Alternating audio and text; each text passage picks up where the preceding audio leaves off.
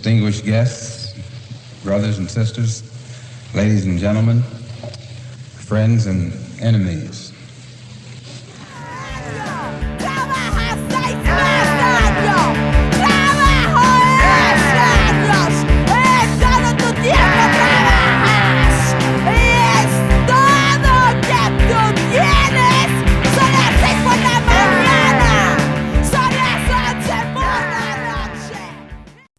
There is an increase of armed robberies in some parts of New York City as Obama, in his State of the Union address back in January, makes the wild claim that, quote, "For the past 7 years, our goal has been a growing economy that works better for everybody," unquote.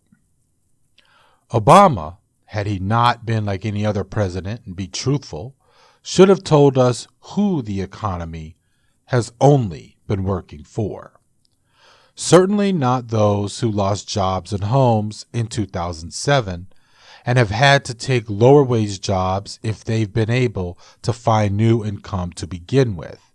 Around May of every year, the Bureau of Labor Statistics publishes a report on occupational employment statistics that gives us a profile of the kinds of jobs that make up the population of people employed by firms, government, and nonprofits in the U.S. economy.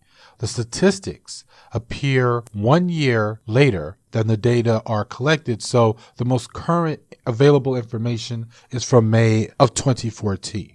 The majority of largest occupations are relatively low-wage positions where the annual mean wages for the rest of the 10 largest occupations range from a little over $19,000 for combined food preparation and serving workers to $34,500 for secretaries and administrative assistants. Comparing the latest data from May 2014, if you want to make a 5-year comparison, say May of 2009, the month before the Great Recession was supposed to have ended. The greatest absolute number of jobs created during those 5 years, about 1 million in all, was made up of food services and service industry positions, where the median annual salary in 2014 was just over $19,000. With sweeping wage reductions for auto workers,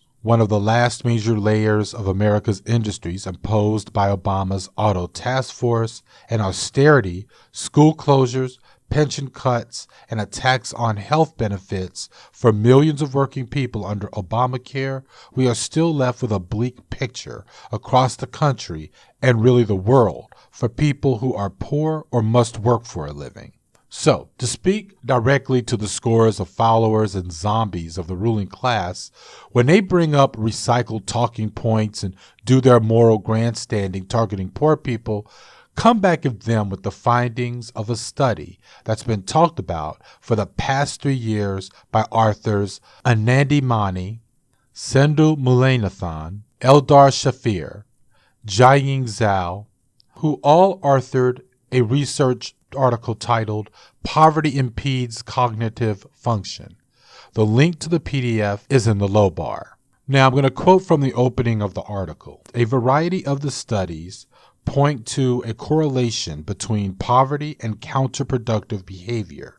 The poor use less preventative health care, fail to adhere to drug regimens, are tardier and less likely to keep appointments, are less productive workers, less attentive parents, and worse managers of their finances. These behaviors are troubling in their own right, but they are particularly troubling because they can further deepen poverty. Some explanations of this correlation focus on the environmental conditions of poverty. Predatory lenders in poor areas, for example, may create high interest rate borrowing, and unreliable transportation can cause tardiness and absenteeism. More generally, poverty may leave less room for error so that the quote-unquote same mistake can lead to a worse outcome. Other explanations focus on the characteristics of the poor themselves.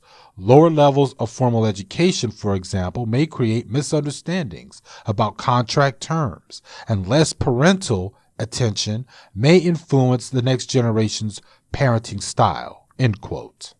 So does all this sound familiar? Growing up poor myself, it does to me.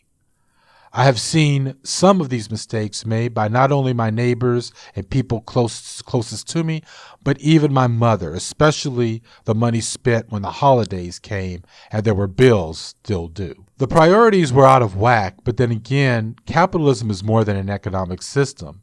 It gives over a culture that one must feel good about being able to spend money that one doesn't really have. If they can't spend it, panic sets in. The article goes on to underline scarcity and its impact on people's thinking as it taxes on their mental bandwidth whenever they think about financial problems. Mullainathan and Shafir explore this work further in a book titled Scarcity: Why Having Too Little Means So Much.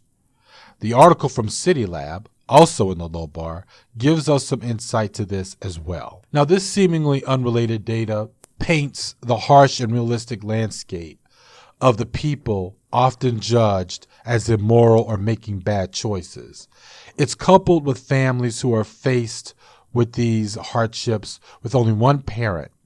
It's pretty clear that these empty-headed and baseless calls for accountability and respectability will not nor cannot turn back the tide of social economic policy put into place against the working poor. It offers up excuses for the ruling class and is supposed to direct clueless followers of ruling class politicians as a recruiting tactic to keep them in office.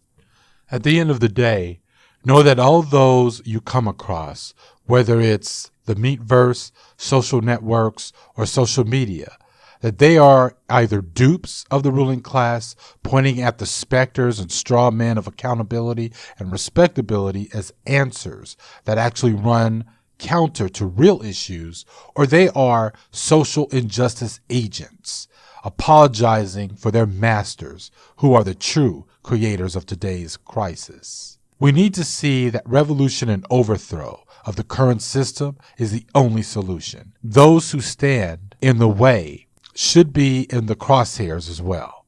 This is the Garage Autonomist.